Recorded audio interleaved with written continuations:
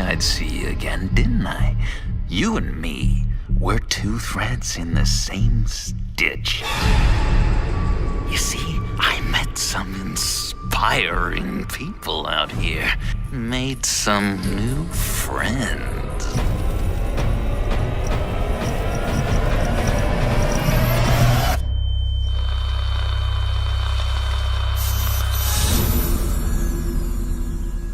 We are going to have so much fun.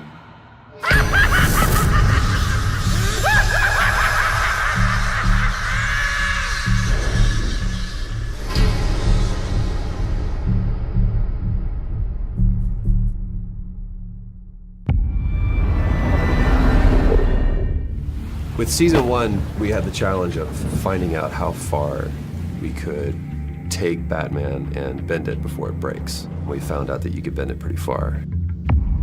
The thing that's a lot different for us is that we do a lot of gameplay as Bruce Wayne, which most games are very focused on Batman. In our game, you play both as Bruce and as Batman, so both sides of the identity. Season 1 was a story about you as Bruce Wayne, seeing everything around you kind of understood to make you up kind of all fall apart.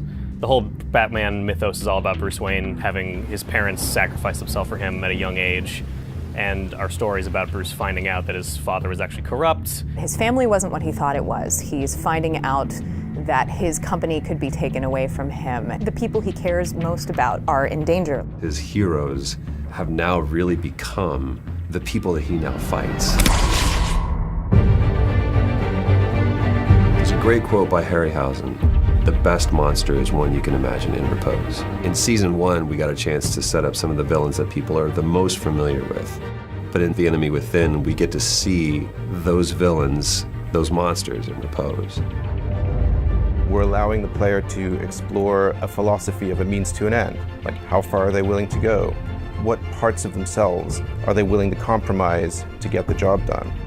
Bruce is going to have to realize that the only way to take down some of these villains is to get closer to them. I think as we've seen in the teaser trailer, the biggest new threat is the appearance of the Riddler. Obviously, John Doe makes an appearance. We talk about John Doe internally as the proto-Joker. Obviously, Telltale games are all about choices. They're all about talking, and then every time you talk to John Doe, you should be wondering, is he listening to what I'm saying? He very well might be. The thing that I've always loved about Telltale games is there's a partnership between myself and the game to where I am helping to create my own narrative. The stakes have never been higher than it does with a Batman game because now I'm creating my own Batman. The sandbox goes from here to here.